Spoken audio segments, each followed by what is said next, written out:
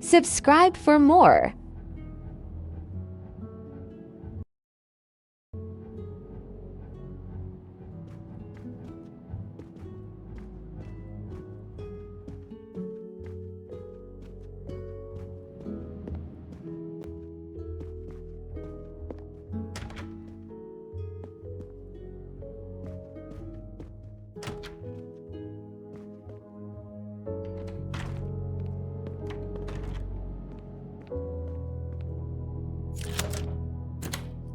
That's it. It's open now.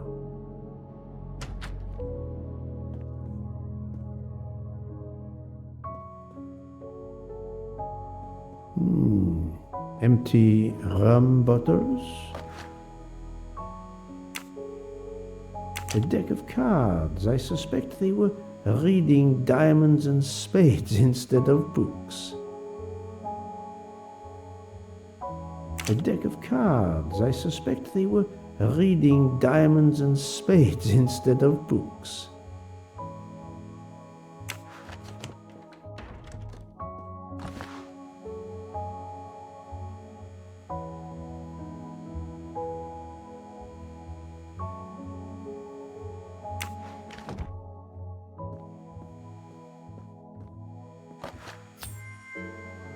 Another delightful trophy for my collection. Hello, Mademoiselle Nielsen. May I ask you a few questions? I don't have a minute. My career is ruined, and it's not my fault. But how did this terrible thing come to pass? My supplies, passenger luggage, our living space. There is so little room. I gave the cargo handlers in Istanbul strict instructions how to stack my crates containing the ingredients I need for my desserts, so as one box is used up, it can be discarded. And these fools of cargo handlers did not follow your instructions? Ignored completely. I have 4 crates that must be moved from there to here to correct the order they are stacked. But placing the wrong crate on top of a smaller crate will crush it, its contents, and my career. Calm yourself, mademoiselle. I understand. So, the problem is these 4 crates must be moved there, but carefully. Yes. I have to move these 4 boxes from this location to here. But there is not much space to move the boxes, and I have to be careful never to put a bigger box on top of a smaller one, or the smaller crate will be destroyed. The problem is clear. I shall assist you.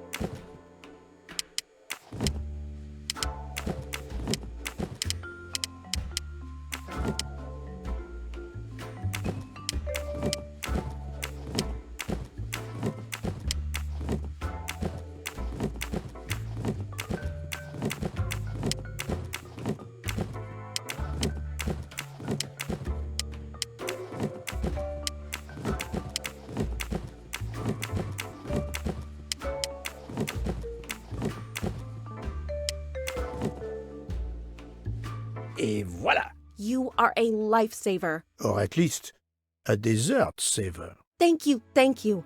I will gladly answer your questions.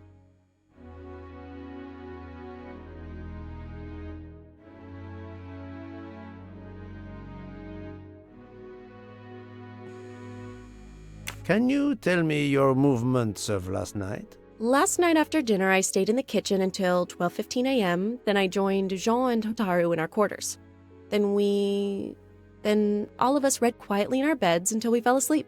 A very studious staff. However, Monsieur Maury doesn't seem to have followed the same literary pursuit as the others. And these rum bottles, Do they have something to do with his hangover?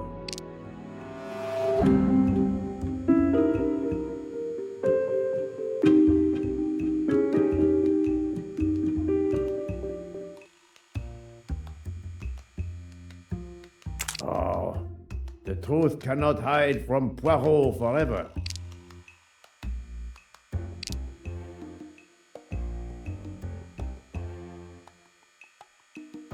That does not prove she's lying.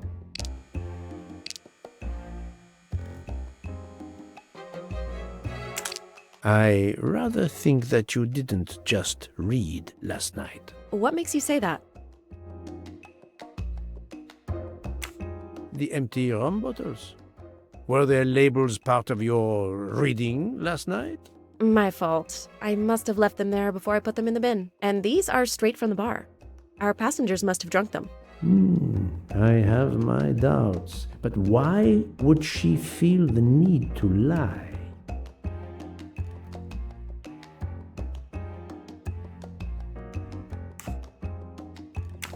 I spoke to Monsieur Maury. He seemed to be quite hung over. He even asked me to make him his day after tonic. He blurted out, "Freya always wins." Wins what? Looking around, it is clear you were gambling and drinking most of the night. You don't understand. It's late when we're off duty, but we need to unwind. And now there's been a murder? Yes, I admit it. We went overboard last night. But please don't tell Mr. Book. It's against regulations. We could all be fired. Mademoiselle, I realize your difficult jobs have been made more difficult. But as you say, there has been a murder. I must have the truth. Of course. I'm so sorry. It's not such a crime. I'll leave it there and check in with Monsieur Fauchet.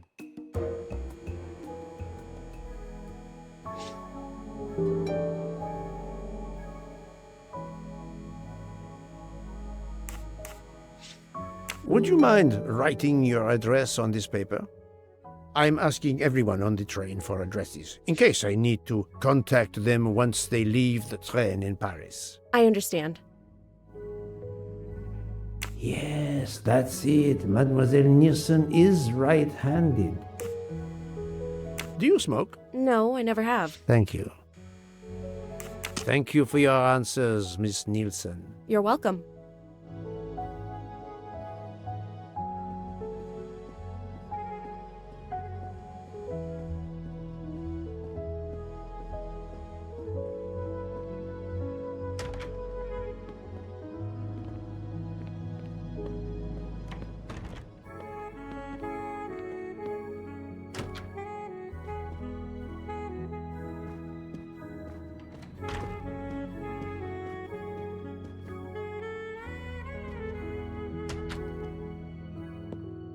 How are you? It's better. Thank you. Then may I ask you some questions? It will not take long. Quickly, please. I have hungry passengers to feed. Très bien. Can you tell me your movements last night? Oh, nothing special. When I went off duty, I joined John and Freya in a compartment. I read for a short while, then went to bed early. Reading? I'm not sure you have recovered enough to tell me the truth. Don't waste what little energy you have recovered to lie, Monsieur Maury. Yes, sorry, Mr. Poirot. You're right. It obviously wasn't reading that made my head hurt like that. But if you told Monsieur Book, it could mean my job. I will keep your secret, but I am investigating a murder. You must tell me the truth. Thank you.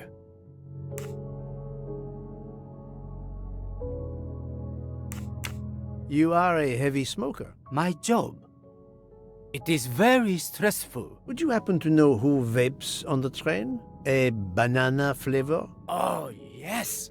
The smell disgusts me. What is wrong with the good tobacco? I do not have time to answer that. Who is it? I've only seen one person who vapes. It's Captain Arbuthnot. Captain Arbuthnot. I see. Please, write your address on this paper. My address? I don't see why. I think I hear Monsieur Book approaching. My address? Yes, of course. Another right-handed person. Not surprising, most people are.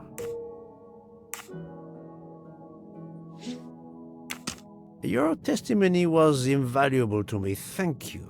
Take care, Monsieur Maury. My palate depends on your good health.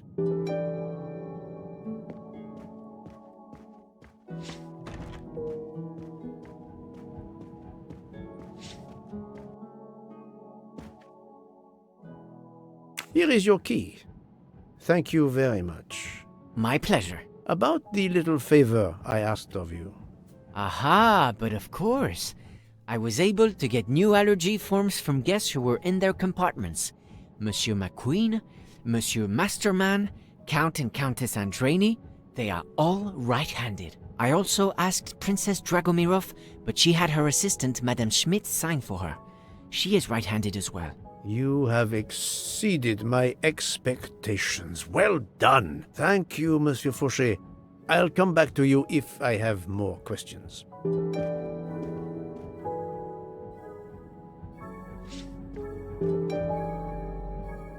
So, Poirot, I hope you are progressing in your investigation. I have not finished yet, but it is progressing, yes. I still have many questions that must be answered. I will report to you as soon as I can.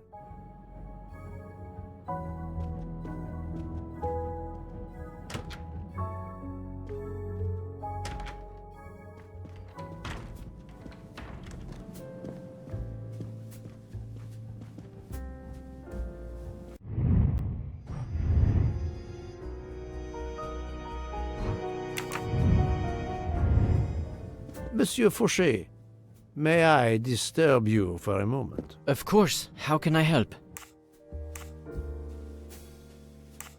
So, Monsieur Fauché, are you trying to hide things from me? I know about your little party last night. You are not a detective for nothing. I'm sorry, Monsieur Poirot. Thank you, Monsieur Fauché. I'll come back to you if I have more questions.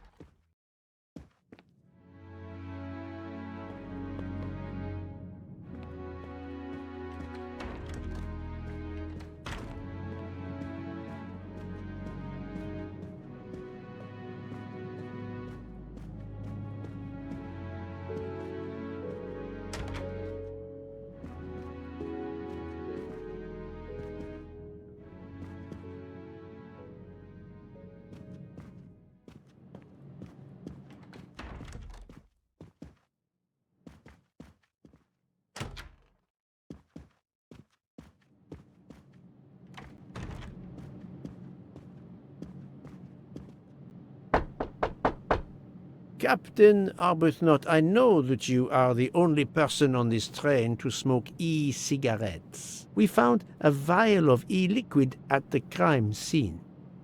Will you talk to me about this, or should I pass on what I've learned to the police? All right. Come in if you must.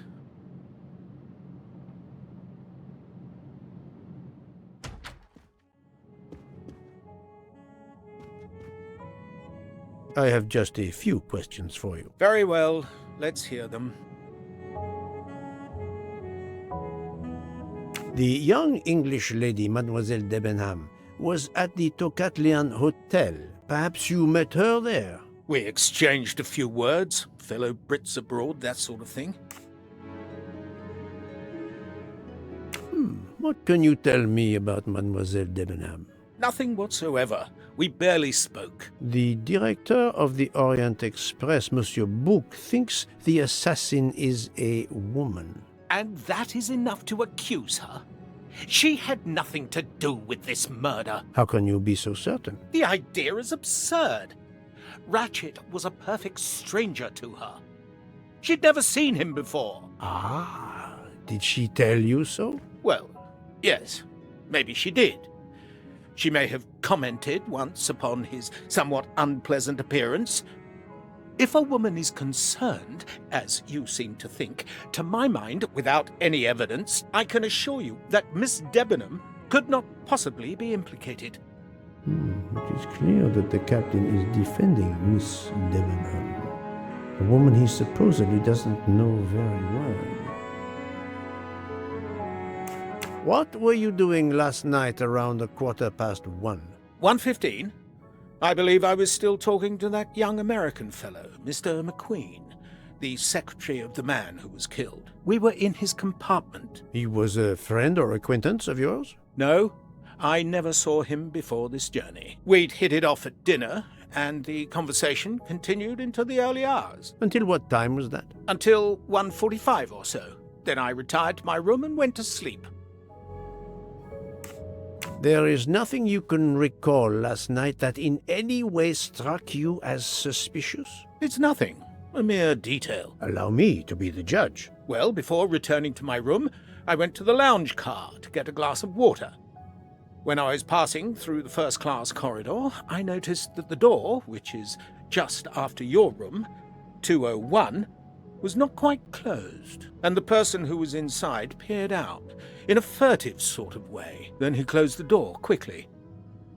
I know there's nothing in that, but it was the furtive way it was done that caught my attention, struck me as a bit odd. I understand. Thank you for letting me know. Could you write down your address here, please? My address? If you insist. This man is right-handed.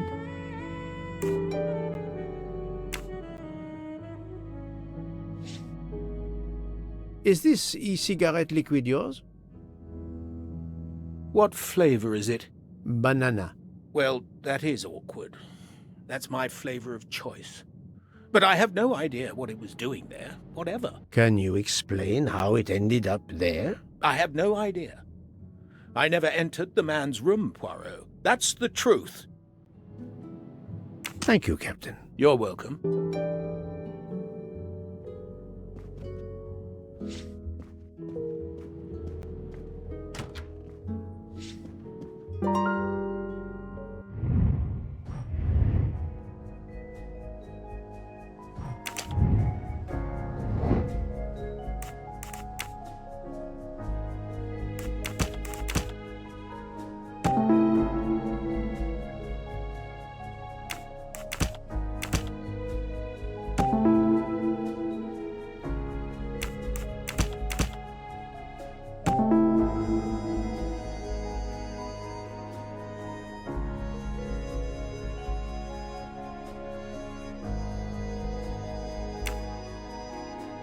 Captain Arbuthnot is the only passenger to smoke an e-cigarette.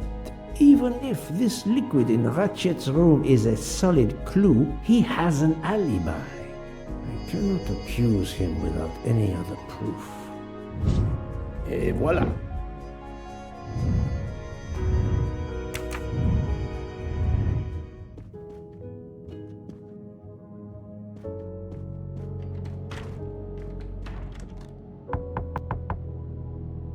Pardon this intrusion, Mademoiselle Olsen, but something you told me earlier confuses me. Oh, please, come in.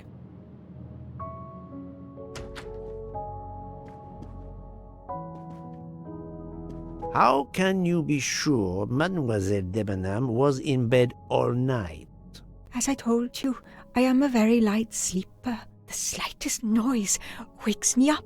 If Fraulein Debenham had gotten out of her bed, I would have heard her. I got up this morning around 8 a.m. She was sleeping soundly.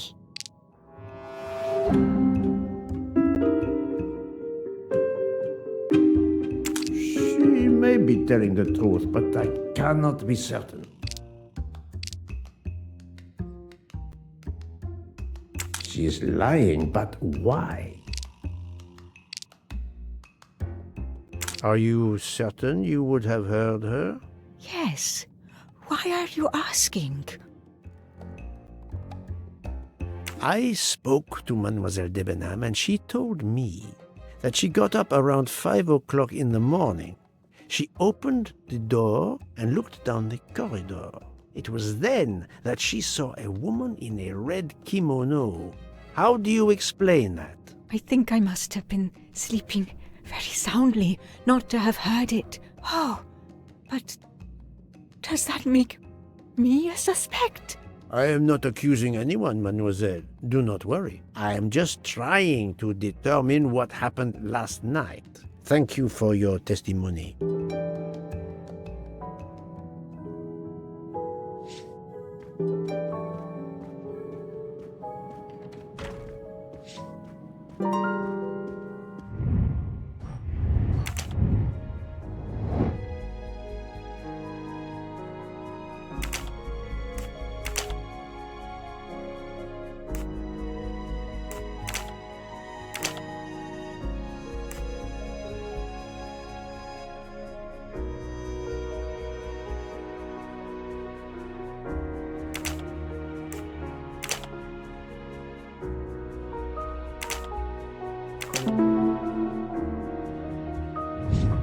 That was easy.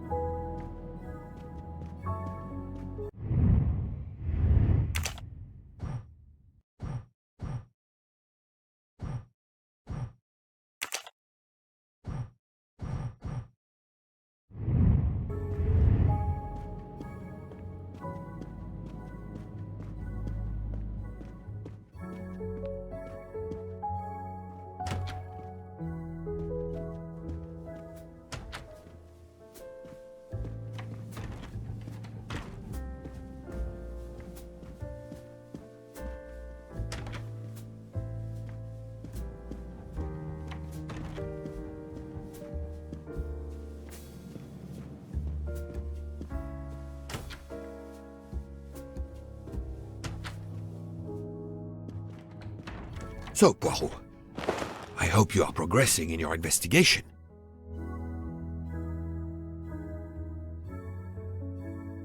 There is no trace of the murder weapon on the train, as yet. The killer could have hidden it anywhere. It must be somewhere. Indeed, as you say, it must be somewhere. According to Dr. Constantine's report, the stab wounds were made by at least one right-handed and one left-handed person, and with different strength. For the moment, everyone I have checked is right-handed. It is impossible to draw any conclusions as yet. However, I still have a few people to interrogate, notably the Russian princess. You still have many avenues to explore? Indeed, the case is far from over, mon ami.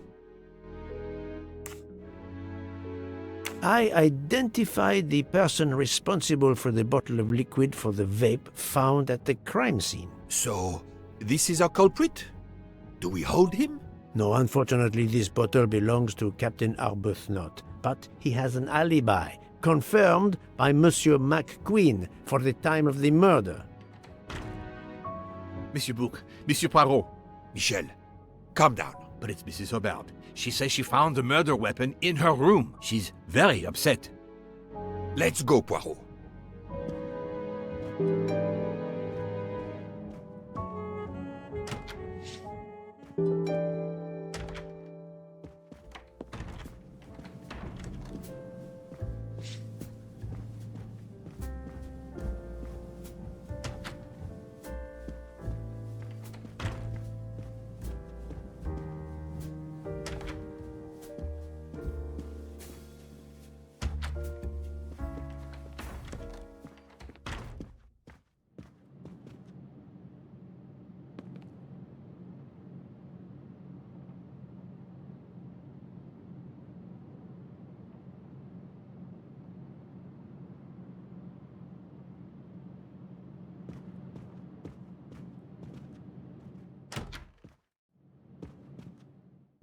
I demand to be allowed to leave this train! Madame, we are in the mountains, trapped in a snowdrift.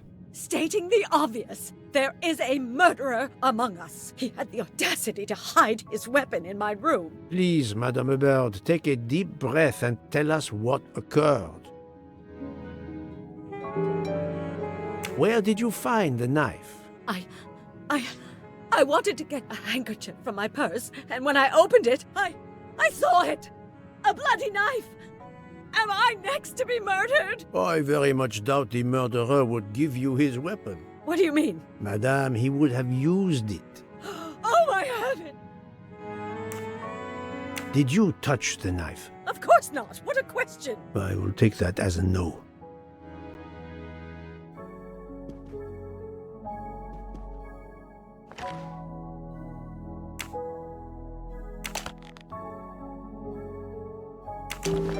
Is this knife the real murder weapon, or is it a red herring?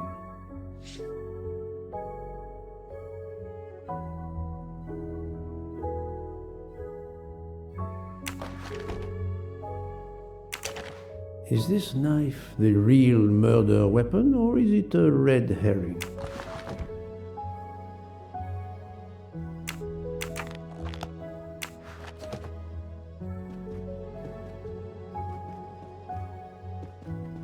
Mrs. Hubbard is distraught, Poirot. I should stay with her.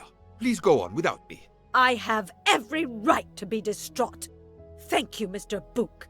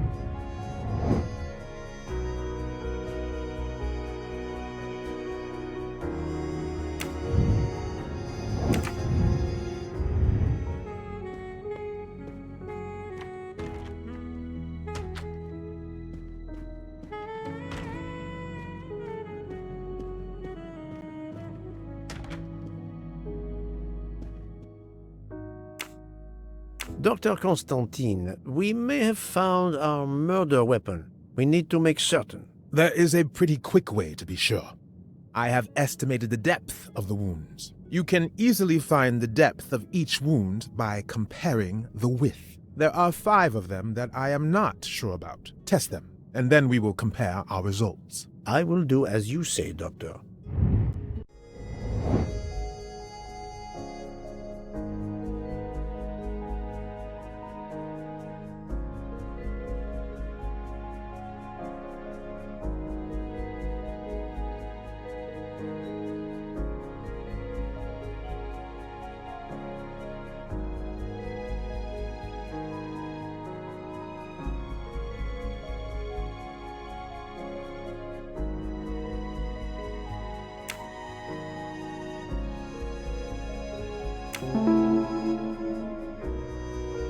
I must admit I'm not right this time. This is wrong. But I'm never far from the truth.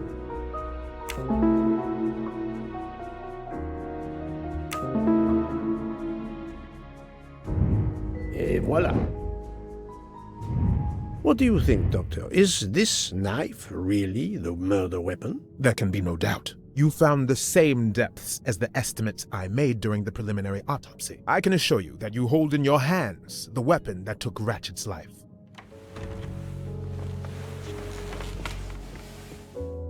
Thank you. I feel way better now. The rest gave you time to sleep off most of the effects of the drug. I'm still a bit groggy. That's understandable. Are you able to continue your story now? Yes. Yes, I think so. Where was I? You were explaining how you returned to the Armstrong house to tell them their poor little child was dead. Yes, that's it. I felt helpless. My part in the case was officially over, but I knew I couldn't let it go. Daisy deserved justice.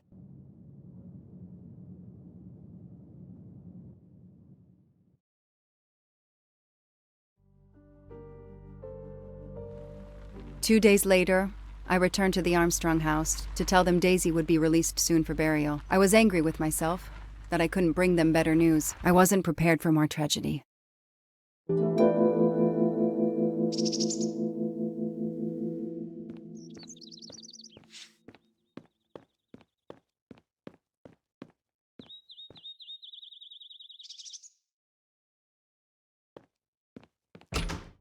Hello, Miss Moreau. I'm here to see Colonel Armstrong. Good morning, Detective. Colonel Armstrong is upstairs. He isn't well.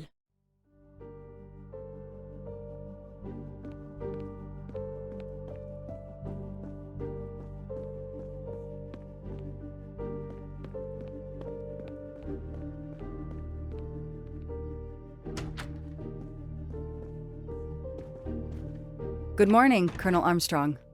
Is your wife here? Here? No, Sonia is not here. Always one step behind. She died of a miscarriage last night. My wife, Daisy, and our baby. My whole family is gone.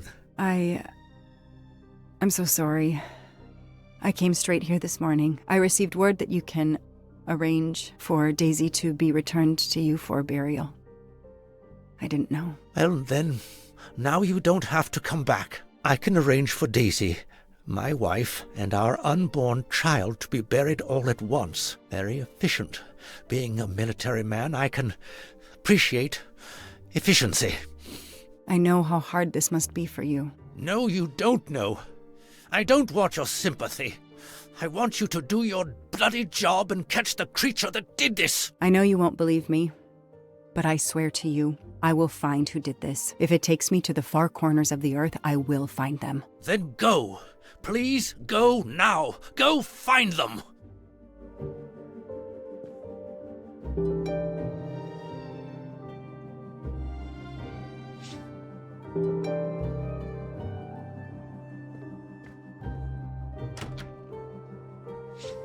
The house that once held the laughter of a child now feels so empty. I'm not giving up.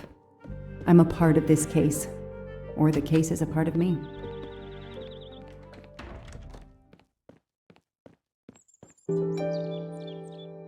All units, hikers in the vicinity of the cabin where Daisy Armstrong was found spotted a pickup truck drive through the barricade tape and then head up the dirt road toward where the subject cabin is located. Any car nearby who can respond? Unit 28, we can respond, but we're a ways away. Dispatch, this is 11. I'm on it. Copy that. 11, you good to go. Copy that.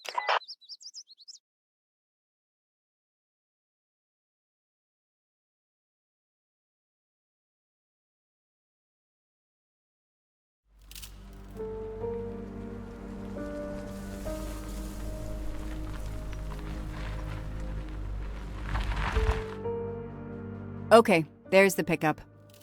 Let's see who ignored our barricade tape. 11 here. I'm at the cabin. Someone has broken in. Are you requesting backup? Not yet. I'm going to take a look around. Copy that, 11.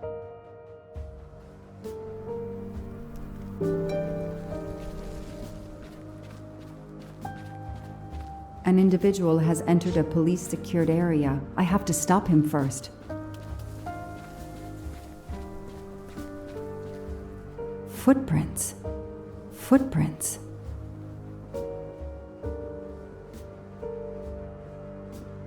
A forensics evidence identification. Forensics had to go through this place with a fine-tooth comb. He's not here.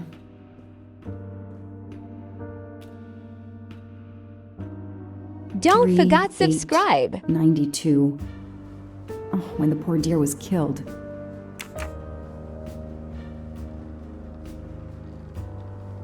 A forensics evidence identification marker. Duct tape.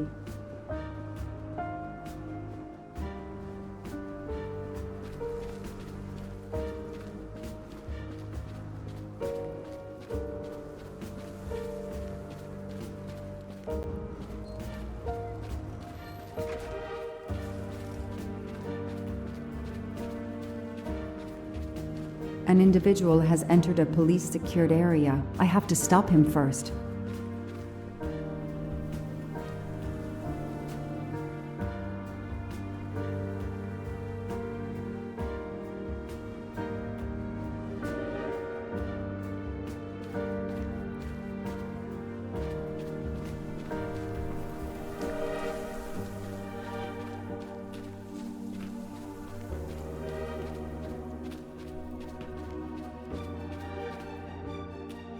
Footprints.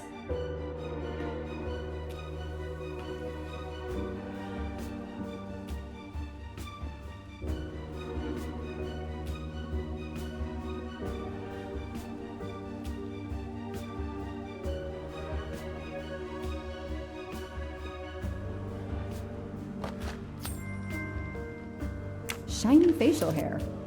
The good news is that it's gold.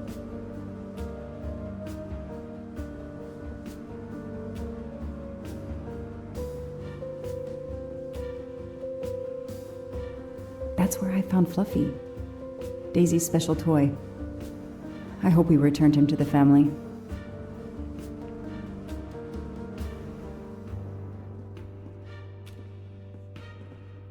Footprints.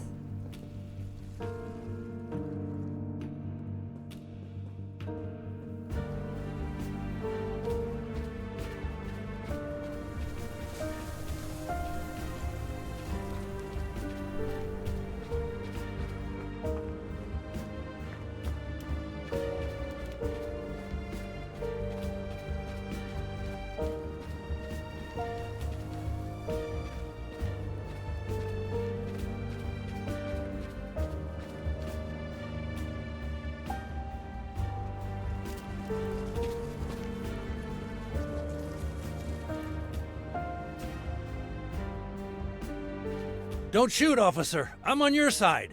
Sir, keep your hands where I can see them. Sure, no problem. Sir, this is a crime scene. Who the hell are you? I'm a reporter.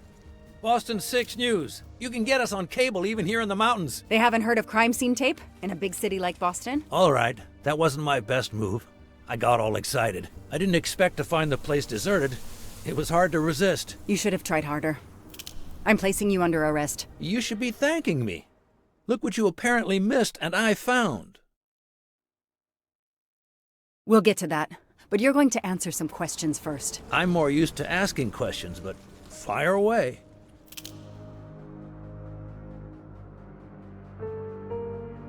Does the pickup parked in front of the cabin belong to you? Yes, indeed, it's mine. I'll check.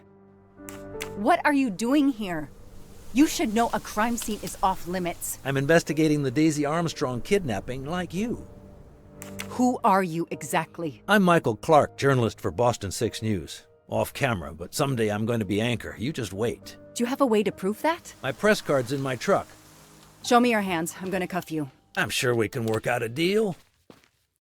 Put your hands in front of you.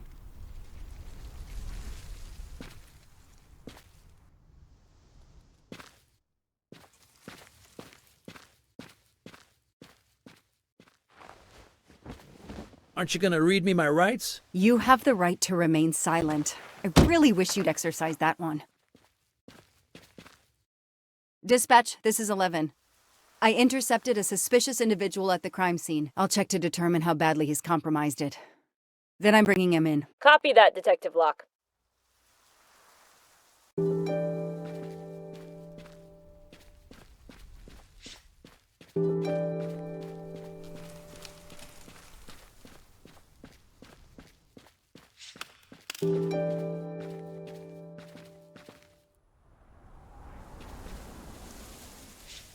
That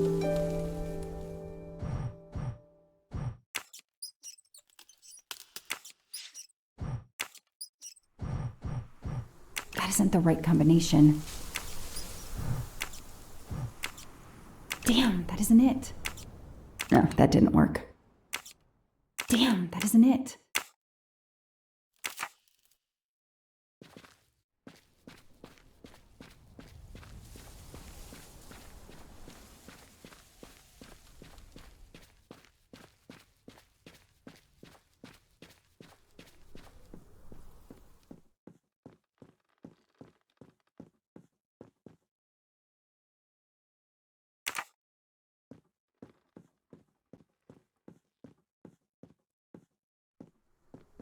Somebody ignored the barricade tape.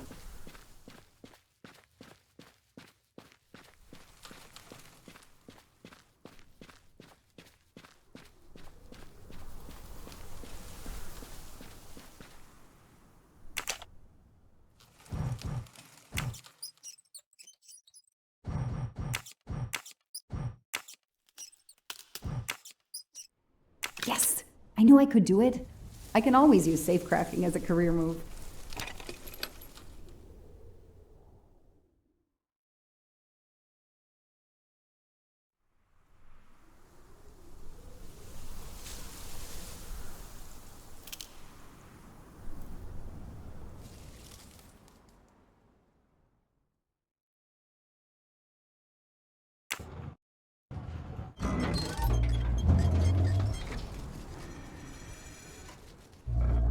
There. Now let's see what secrets you're hiding.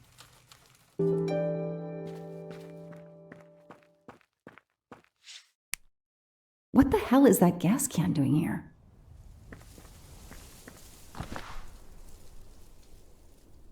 The cap's been damaged, and some gasoline has leaked out.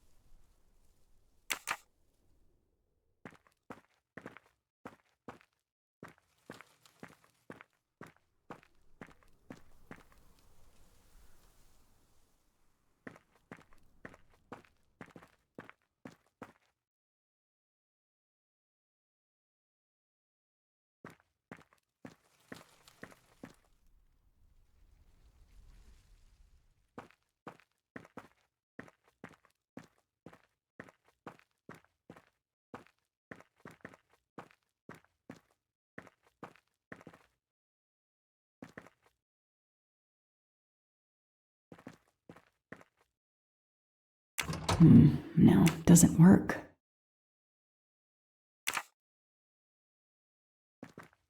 Now what? I have to turn the power back on to open this magnetic door.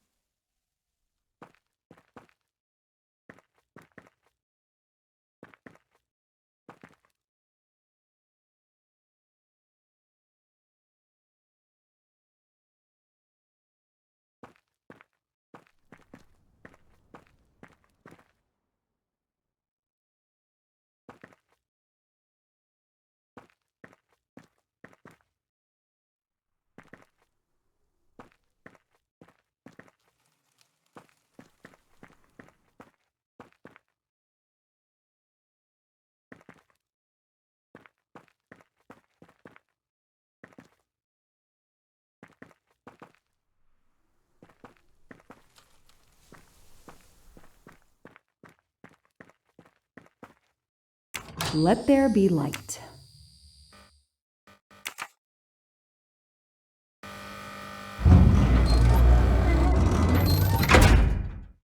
Perfect, it works.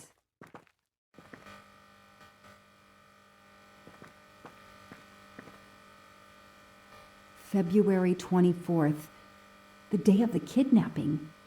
They knew about the party and everything.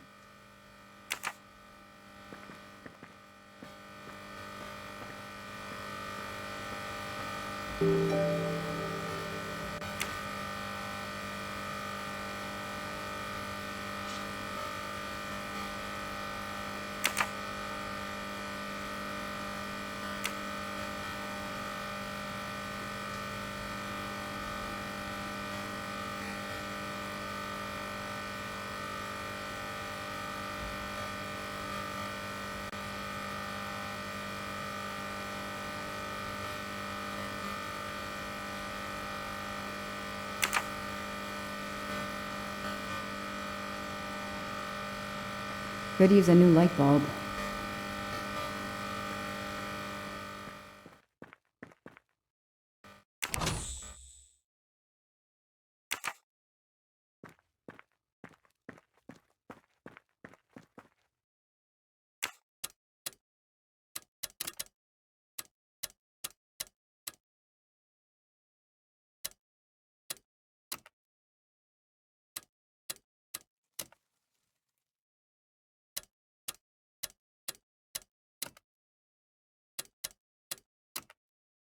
Yes! I knew I could do it. I can always use safe cracking as a career move.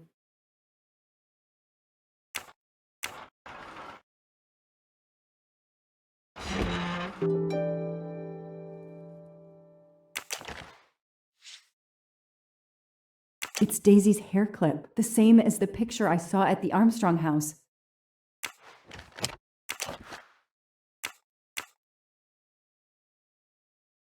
An expensive-looking pen with the initials JM?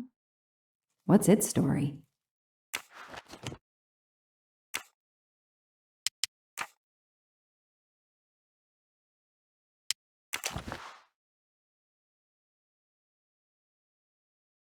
That looks like a hair caught in the band around the money. Forensics will tell me for sure, but that doesn't look like Daisy's color. These get locked up again until forensics get here.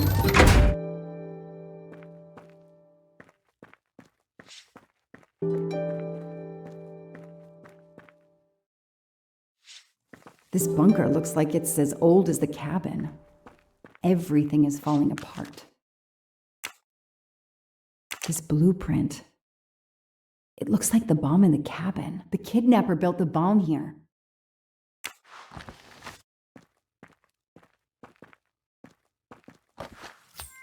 Help yourself, Joanna. You earned it.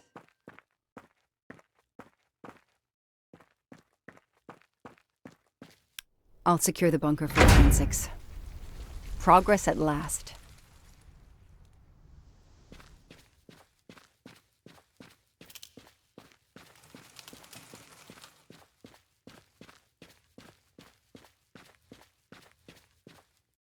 I don't need to talk to the suspect right now.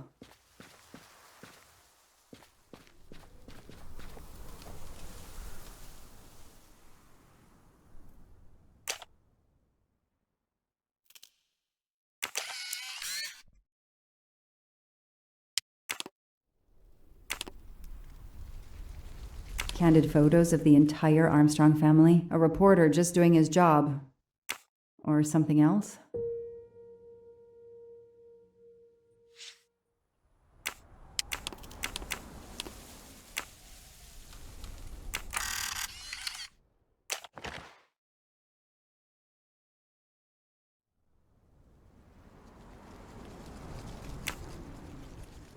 Clark's press card, and the phone number of the newspaper is on it. Ah, good. I can give them a call.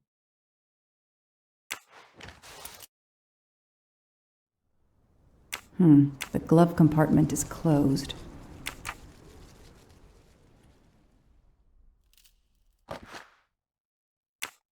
Telephoto lens.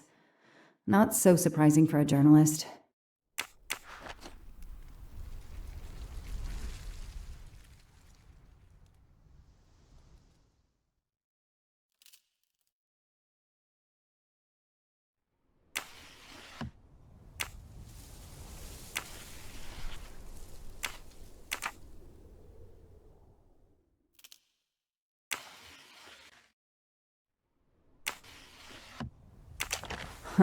Car keys in the sun visor. A classic hiding place. Well, at least on TV.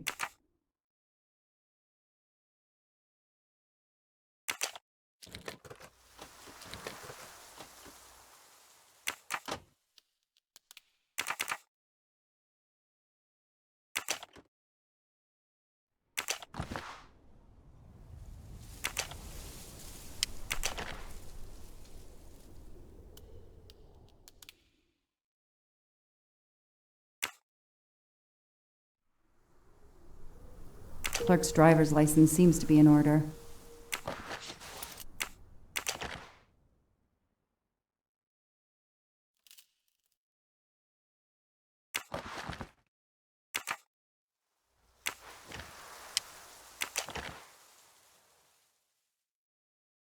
The vehicle registration is not in the name of Michael Clark or a rental company.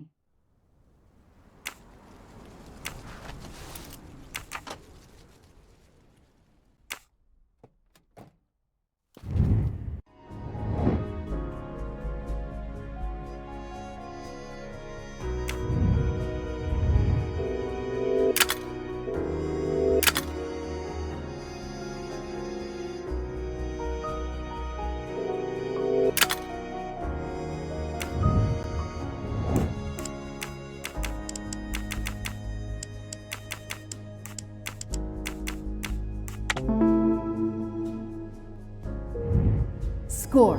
1 for the good guys.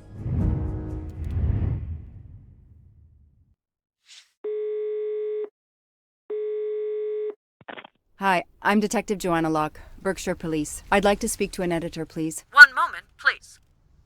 Hello, Detective Locke? This is Abby Wilson. I'm a senior editor. What can I do for you? Does a man named Michael Clark work for you? Yes, he does. Why?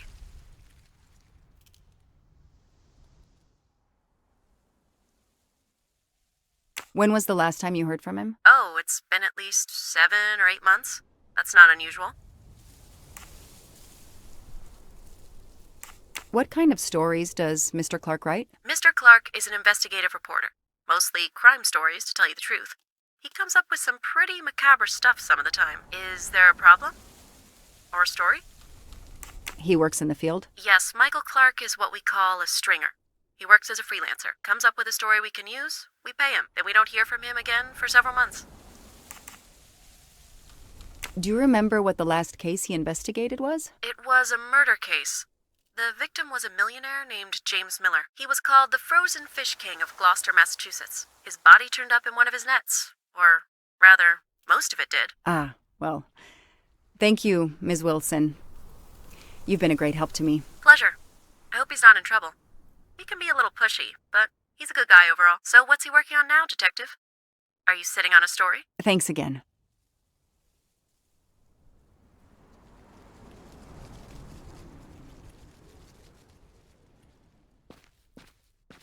I don't need to talk to the suspect right now.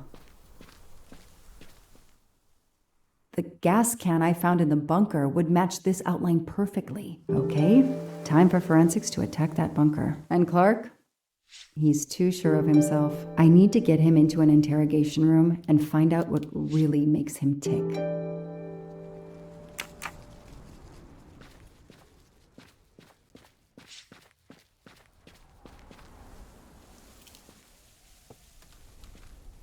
I know my rights. You can't keep somebody locked up in a car like this, you know. You wouldn't do it if I was a dog. Do they have bathrooms at the station?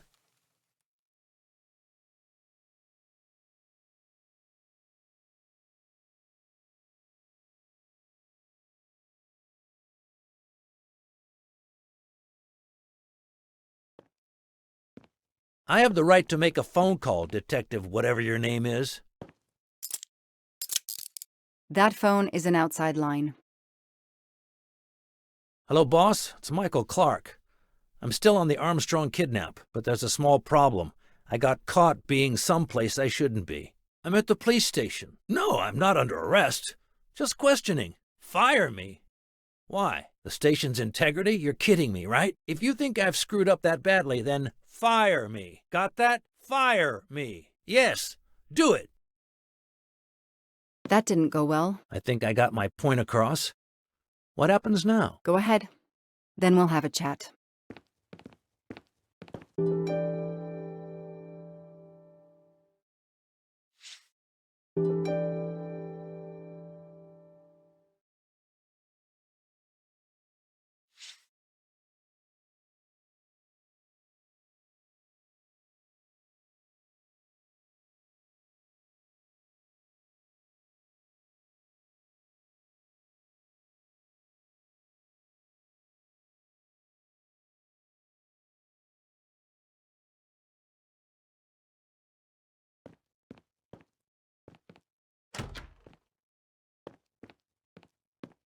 An extra computer so I don't have to go all the way out to my desk.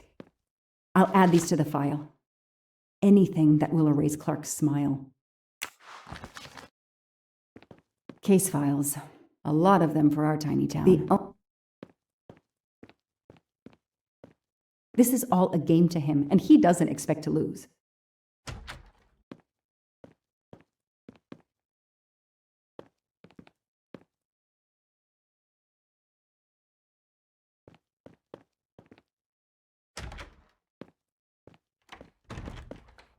Now that we've taken your DNA, we can begin. Interview of suspect Michael Clark, 6 p.m., March 30th, 2019. This interview is being recorded. By elves behind the mirror, no doubt? You were arrested at a crime scene where you damaged police barricade tape. I'll pay for a new roll. That's a Class A misdemeanor, and it carries a $500 fine. Oh, that's unfortunate. To begin with, where were you on the night Daisy Armstrong was kidnapped? I was watching TV in my motel room, but I had my police scanner on. I heard the first reports that the little girl was missing. No way the police at the scene were going to let me get close. I set my alarm so I could get on the story first thing in the morning and tried to sleep. It was difficult. Can anybody confirm where you were? No, afraid not. I was alone and sleepless. A sad combination. And I realized a bad alibi.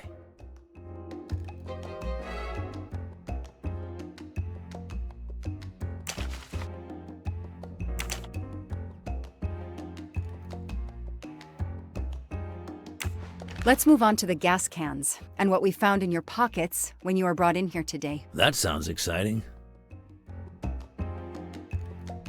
In addition to the gasoline in the back of your pickup and another in the bunker, you had a lighter and gloves in your pockets. You were going to set fire to the bunker and every scrap of evidence inside. Where to begin? I'm sorry to disappoint you, but I wasn't planning to use these things to destroy the crime scene. I've been around crime scenes my entire career. I brought the gloves so as not to contaminate it with my fingerprints. The gas can in the back of my pickup, I use it to put gas in the truck. Gas stations are few and far between in your mountains. I didn't know there was a gas can in the bunker. If that's true, I did you a favor. My arrival obviously scared off somebody planning to burn everything. Do you also have an excuse for your lighter? The lighter? I'm trying to quit smoking. I used the lighter as a reminder not to start again.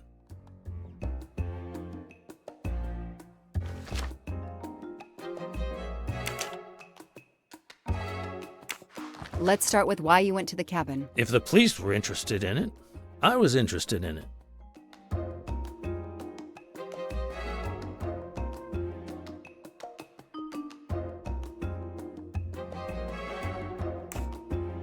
That pickup of yours, that's a very nice ride. Especially for a stringer who only gets a few stories on the air.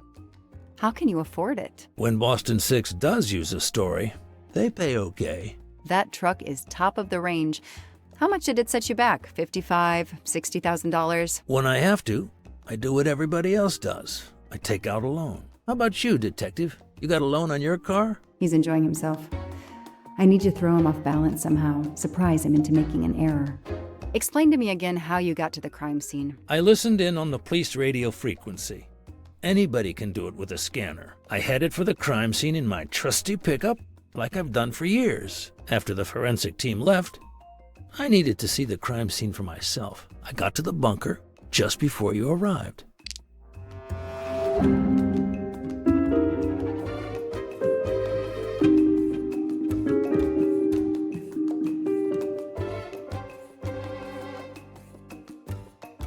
won't be easy to prove he's lying.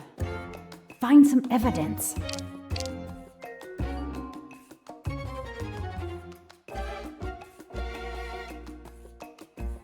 You said you've been driving that pickup for years? You heard right. Thanks to it, I never miss a story.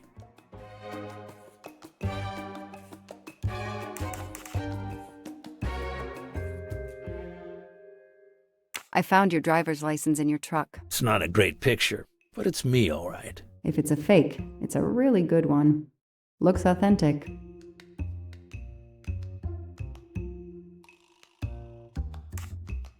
I called Boston 6 News. They didn't tell me you were working on the Armstrong case. Every news outlet had breaking news on finding the kid's body. I need a new angle for them to run with. I need to give them something exclusive. That's right. The editor, Abby Wilson, said they hadn't heard from him for months. You say you've been using your pickup for years, but the title certificate is not in your name. The truck belongs to somebody named Stephen Baker. Okay, I don't get why the pickup is so important to you, but I guess my ego made me say that. Yeah, the pickup was lent to me by a friend. I couldn't afford it even with a loan. I think you stole it, Mr. Clark. You needed a pickup like that for our mountain roads, so you stole that one. Try proving it. But while you run off on some wild goose chase, you can't hold me.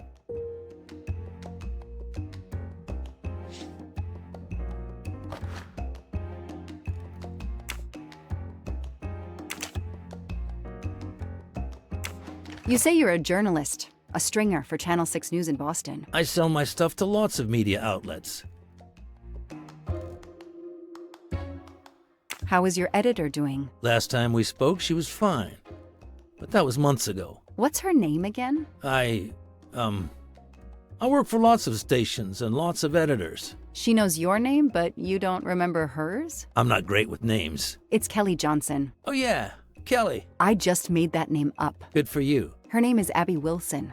Mr. Clark, you lie like you breathe. Huh. Well, that was mean. He thinks he's invincible. I need to play his ego. That's the key. What are you doing in the Berkshires? And what is your connection to the Armstrong case? For the past few months, I've been working on a big case. Boston 6 News was looking forward to my next story. The Armstrongs have been on my list of potential targets for a long time. I changed gears when Daisy was kidnapped and started investigating the Armstrongs.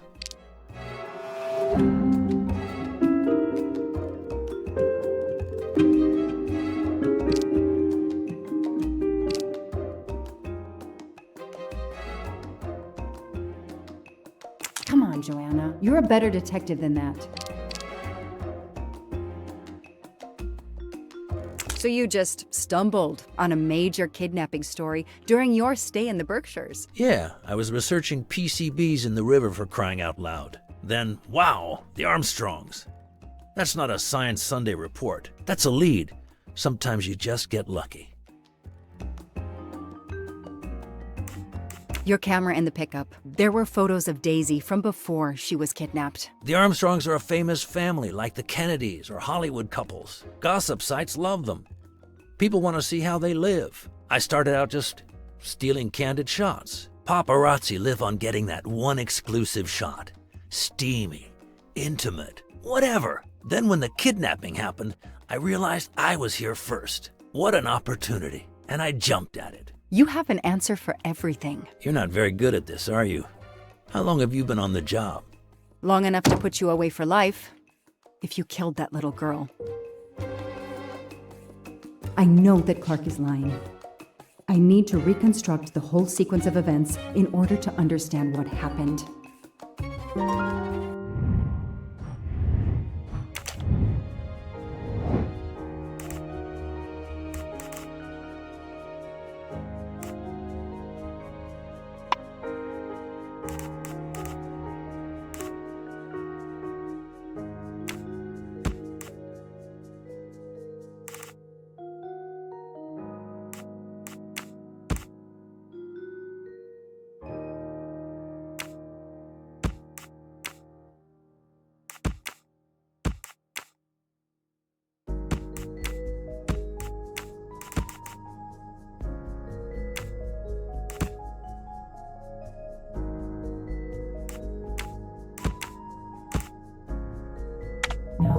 This isn't it. Think!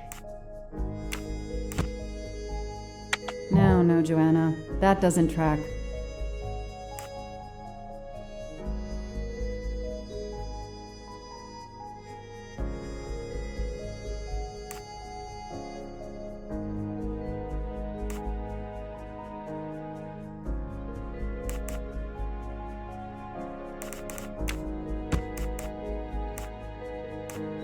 No, I did something wrong. I don't need Mr. Poirot to tell me I'm wrong.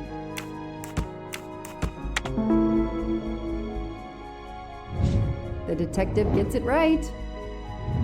I'll tell you what really happened. You waited until forensics left and arrived in your probably stolen pickup. You grabbed a can of gasoline from your truck. You then went into the cabin to check if Daisy had been found. You then went straight to the bunker to see if it had been discovered, planning to set it on fire and destroy all the evidence inside. Before you could start the fire, you heard me arrive. So you hastily left your gas can and closed the hatch. You didn't think I could open the bunker. If I hadn't found you, I expect you would have burned down the cabin too. I'm not going to make fun of you, Detective, or how you handled my interrogation. You're obviously very new at this. I swear I'm telling the truth. I didn't know the bunker was there until the moment you showed up. I seem to have trumped your entire police force. When I get the DNA results from the bunker, we'll continue this conversation. You have no concrete evidence against me whatsoever. The lab results will be in soon. You won't get away with this. See that call? That's your arrest warrant and a one-way ticket to prison. I'll be right back. Don't forget subscribe. Hello, sir. I think I found the man who kidnapped Daisy Armstrong. I'm interrogating him now. Hold on, Detective Locke. I have some bad news. Someone set fire to the cabin in the bunker. The fire department is on the scene, but they say it's too late. That's impossible. My suspect has been in the interrogation room with me all evening. We can't hold him.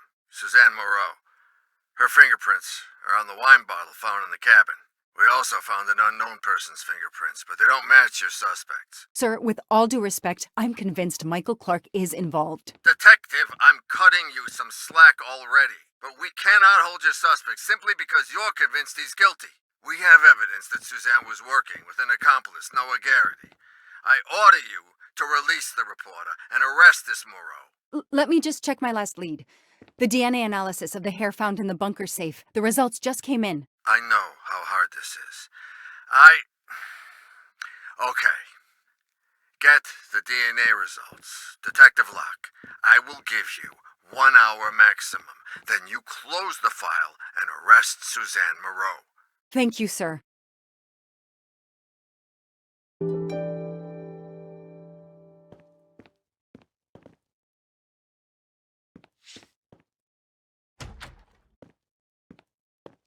Who did you call earlier? An editor from the Boston 6 News. An editor you repeatedly said should fire you. That was your accomplice, wasn't it? You were telling him to start the fire. An accomplice?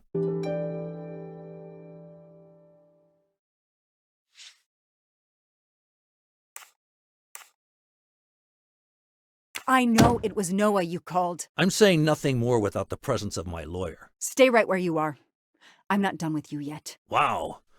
Do I hear grounds for a lawsuit? Some poor, innocent woman is being accused instead of you. You set her up, didn't you? You have to let me go, Detective. All I need is one more phone call to the lab. I know it's you, and I'm going to prove it. Hello, this is Joanna Locke. I need the results of the DNA test I asked you for. Hi, Detective. Sorry, we only have the DNA sequence. We haven't had time to compare it with the suspects yet. It'll take 7 more hours. I'm sorry, but you are not the only one on the waiting list. Send your analysis to my computer in the office. I'll do the comparison myself. I need authorization. I have a murderer who is going to walk free unless I get those results now. Fine, we'll send it to you right away, but I'll have to log this. It's my last chance.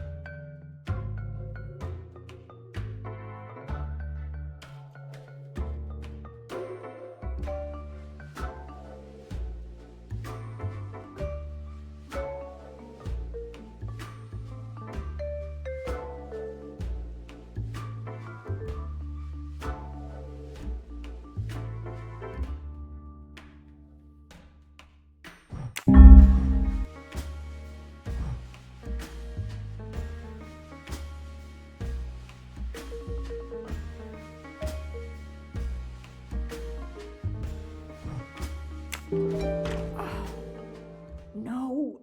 No! Suzanne? I don't understand. I was sure it would be Clark's hair. I'll have to let him go.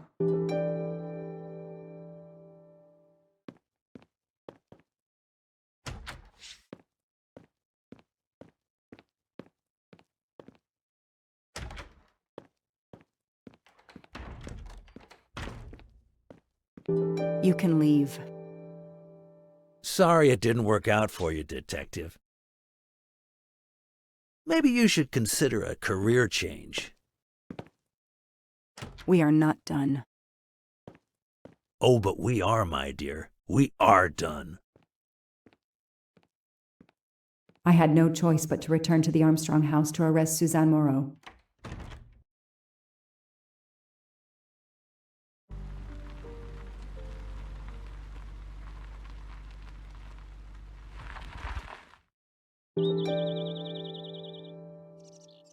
The arrest warrant for Suzanne Moreau. Suzanne was set up by Clark and Noah. They are the kidnappers, but I'm not giving up. When Suzanne comes up for trial, I will fight for her defense. But for now, the district attorney is in charge. If I want to stay a detective, he always has the last word.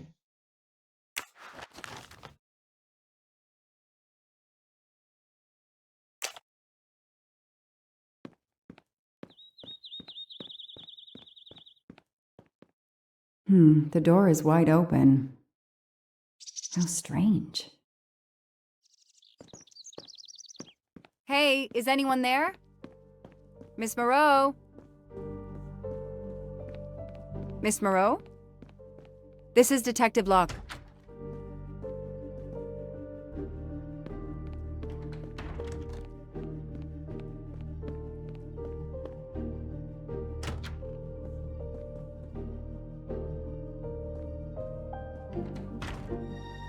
Miss Moreau, can you hear me? It's me, Detective Locke. You must get up now. Miss Moreau? Miss Moreau, can you hear me? Suzanne Moreau is dead. There are no traces of blows or injuries on her body. She doesn't seem to have defended herself from anyone.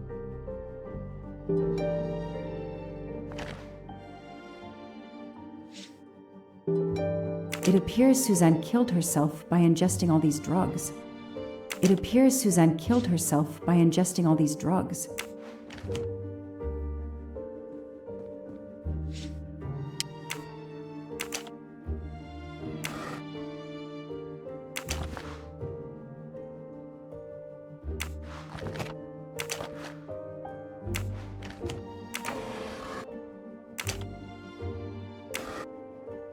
Her glasses are missing.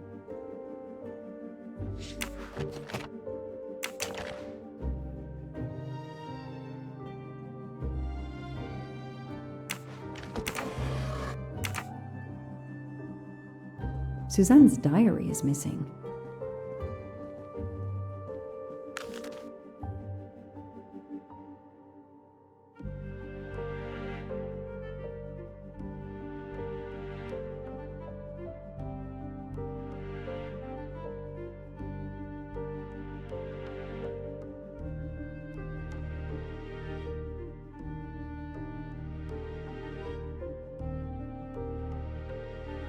Suzanne was telling the truth about her mother.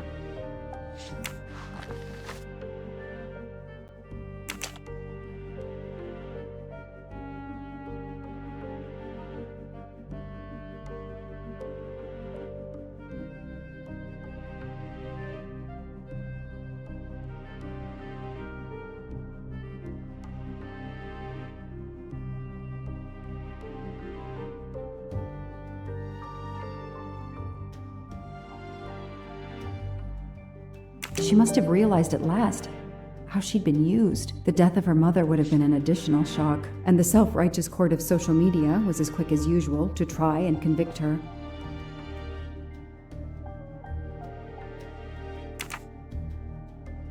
I called the district attorney to inform him. This is Detective Locke, sir. I'm at the Armstrong house. Have you arrested Suzanne Moreau? She's dead, sir. Apparent suicide, but I need a forensics team. She killed herself out of remorse for her part in the crime. We don't know that yet. I'm calling forensics now, but I wanted you to know. What a mess. Stay on site until forensics arrive. Yes, sir. Standing by. The investigation was officially closed. I was certain that she was innocent, and Clark had been responsible for 4 deaths and then vanished into thin air. With $1 million. Dollars marked, though, and not easily spent. I didn't care if the case was officially closed. I swore, Mr. Poirot, whatever it took, I would hunt him down.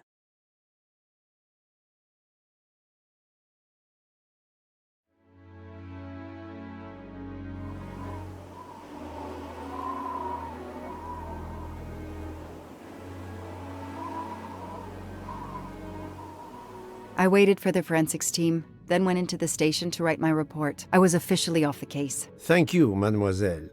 That obviously cannot be the completion of your story. If I might ask a question? Of course. Suzanne Moreau's boyfriend, the one who manipulated her and burned down the cabin, this was Ratchet? No, he was an accomplice. Clark, the phony journalist, was the leader. Michael Clark, the reporter, he was Ratchet? Absolutely. I was the only law enforcement official to question Clark. I knew this wasn't his first kidnapping. You looked for similar cases. What do you Americans call the MMOs? Means, motive, and opportunity. Yes, I looked for someone in plain sight. Someone on the edge of a kidnapping case. Someone in plain view, keeping track of the investigations. An innocent witness, a concerned neighbor, even another reporter. And eventually you found a name behind an alias. Yes, I found a name. Cassetti, the real name. The real name of the man you call Ratchet is Cassetti. This explains much, mademoiselle, but not all. It explains why she is our #1 suspect. But not how she came to be on this train. Attends, she has grown pale. I don't know what's wrong with me. Excuse me, Mr. Poirot. I don't feel very well. You are exhausted and still feeling the effects of the drug. Stay with us, mademoiselle. One more effort. I need to know your recent movements. I snuck aboard the train. This I observed. You came directly to this room? Yes, and other than a couple of careful trips to the ladies yesterday, I never left this room. I didn't want to be spotted by Ratchet. Yesterday, I chatted with my roommate, Miss Schmidt, I think, here in our room. She brought me some dinner. I got very sleepy and nodded off. And now she nods off again. Is this a joke? She must be faking so we can't interrogate her further, Poirot. No, Book. She really seems to have fallen asleep again. It is my fault. She must have been given a dangerous dose of sleeping pills last night. The effects should wear off soon, I hope, but I am afraid asking her to tell us her story was too much for her. Pinch her, Poirot. She's faking. Her eyes are dilated. She is not faking, and there will be no pinching. Dr. Constantine, please stay with her. Monsieur Book, ask the other passengers to gather in the dining car. There are still many questions I need to ask. But all of them together? Won't someone overhear your questioning the others? I will speak softly because I am trained to do so. They will speak softly because they want to. Very well. I will do as you say.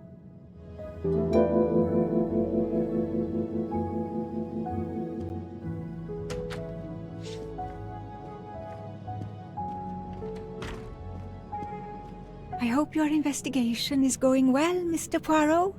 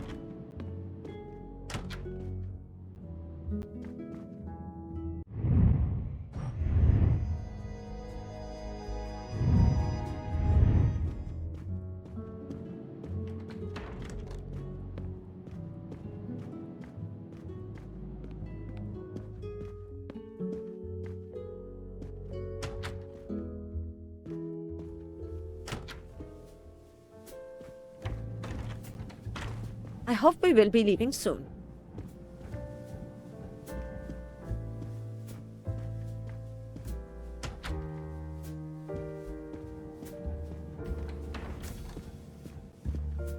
I should go and interview the passengers in the restaurant car.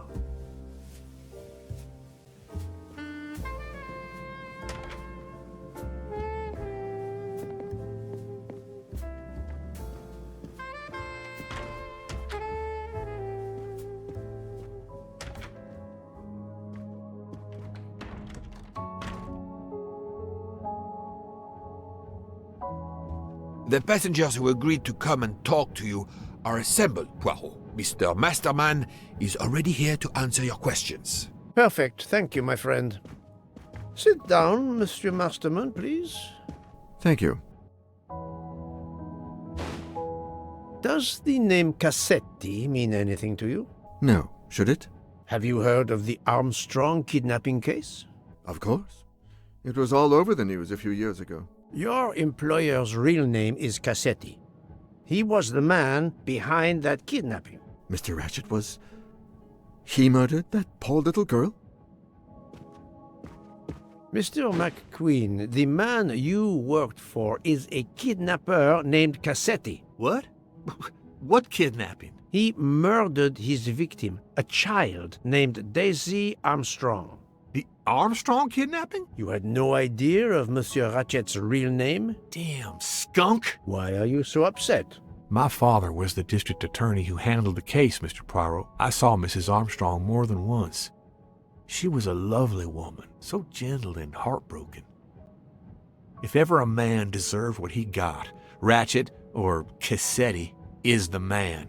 He didn't deserve to live. Madame Olson, have you heard of the Daisy Armstrong case? No, I've never heard of it. It was only 2 years ago. It was famous. Maybe so, but it was not famous in Spain, where I have been helping the refugees from Africa. You've never heard the name Daisy Armstrong? No, never. Daisy Armstrong? No. No. No! No! Yes. It was all over the English tabloids before I went to Jordan. A horrific crime that claimed the lives of an entire family and their wrongfully accused nanny. That's right, isn't it? Quite so. I thought the culprit had been punished. Some might say that the culprit was punished last night. Oh, my heavens. May I ask you a few more questions? Yes, of course.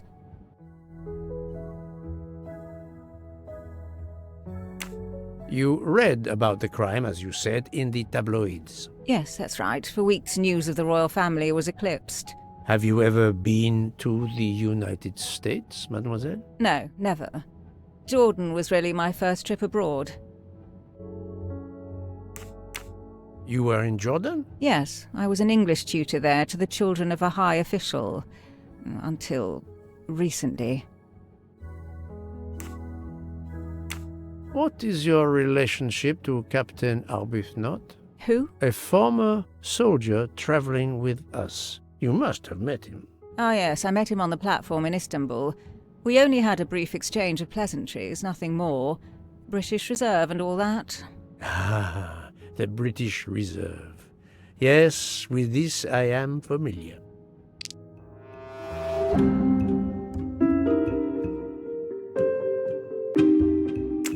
Are you sure everything you have told me is accurate, Mademoiselle Debenham? Of course.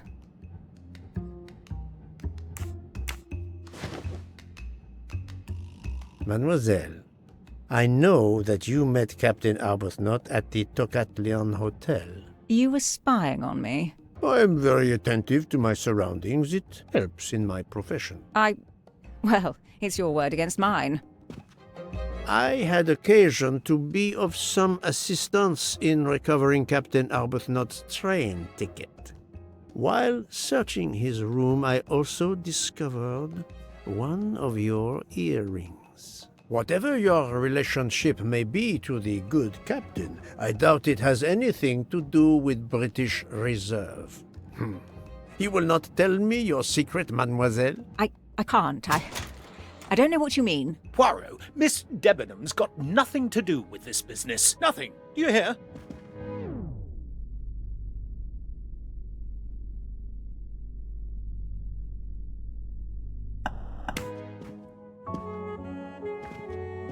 Archie, stop. Captain, no! This behavior is unworthy of an officer and a gentleman. Leave her alone! Have you no honor? Archie, we should go. Captain Arbuthnot, I am certain you are a brave soldier, but you are a poor actor. The truth is that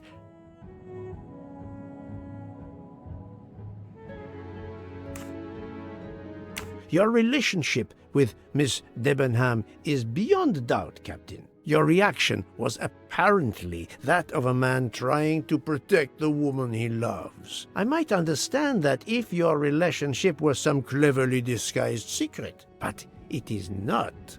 You make puppy dog eyes at one another at every opportunity. You cannot hide your love.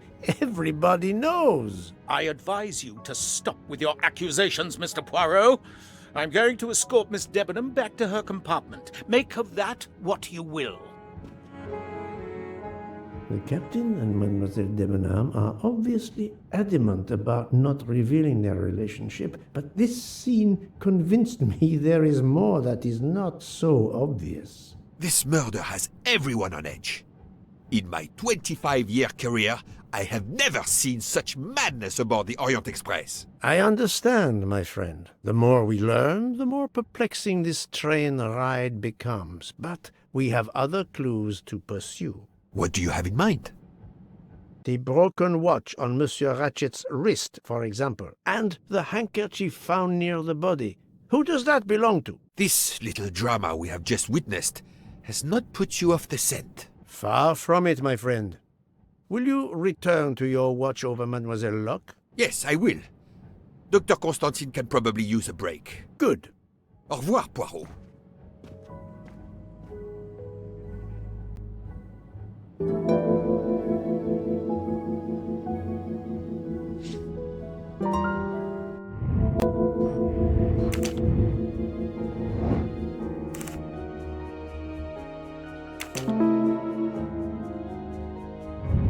That's the right answer.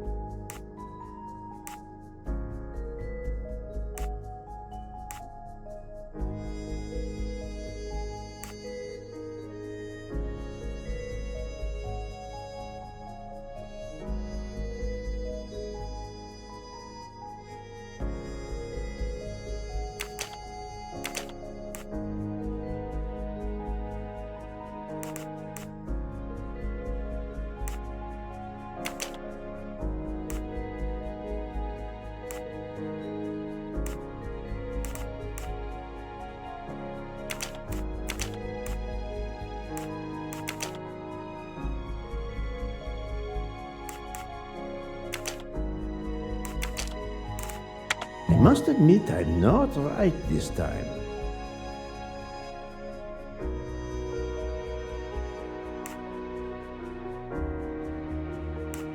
This is wrong, but I'm never far from the truth.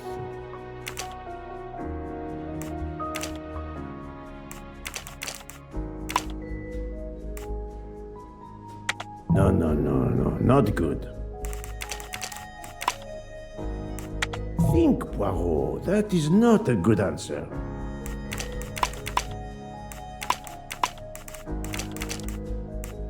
I do not think that's the right answer. Think, Poirot, that is not a good answer. I'm right again. That happens to me a lot.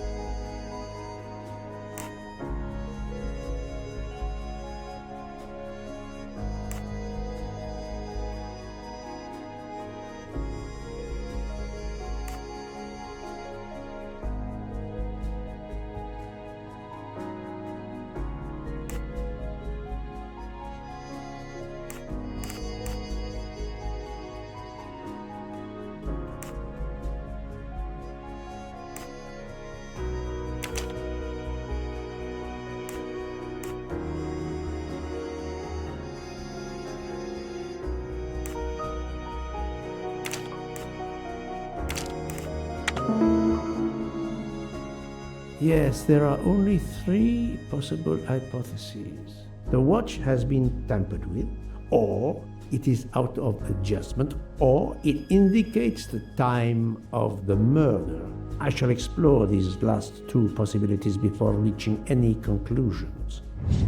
If the watch is out of adjustment, it may be broken. There may also be another reason related directly to Ratchet. Maybe the watch is set to another time zone.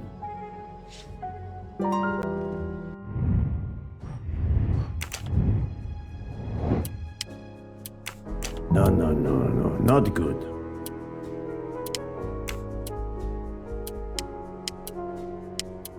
I do not think that's the right answer.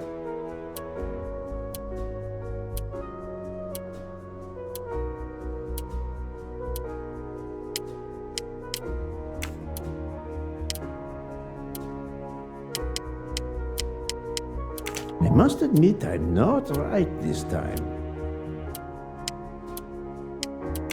The watch was not defective because the second hand is still moving. Et voilà.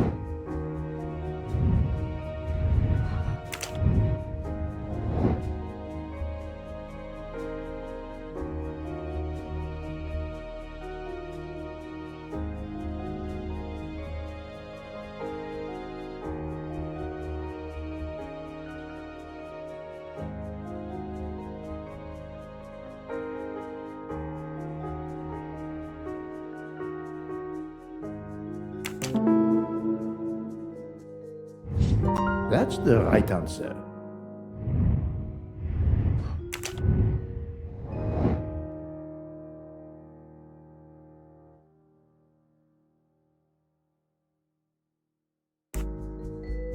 Yes.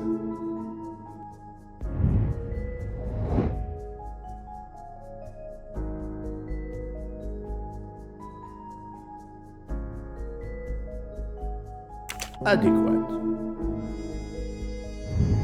If this theory is correct, then the murder took place at 12:15 a.m.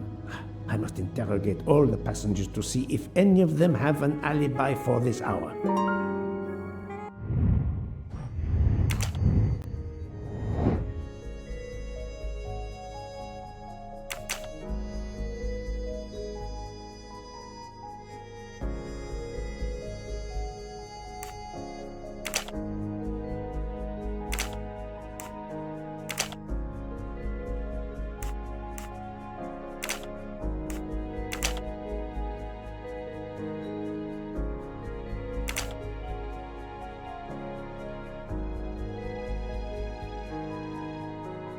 Think, Poirot. That is not a good answer.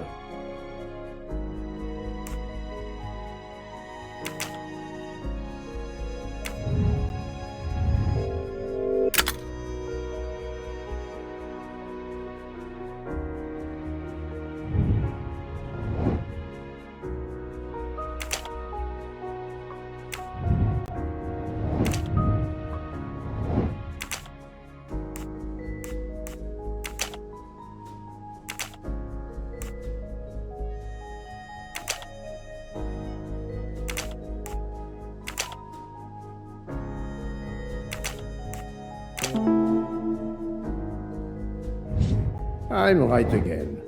That happens to me a lot.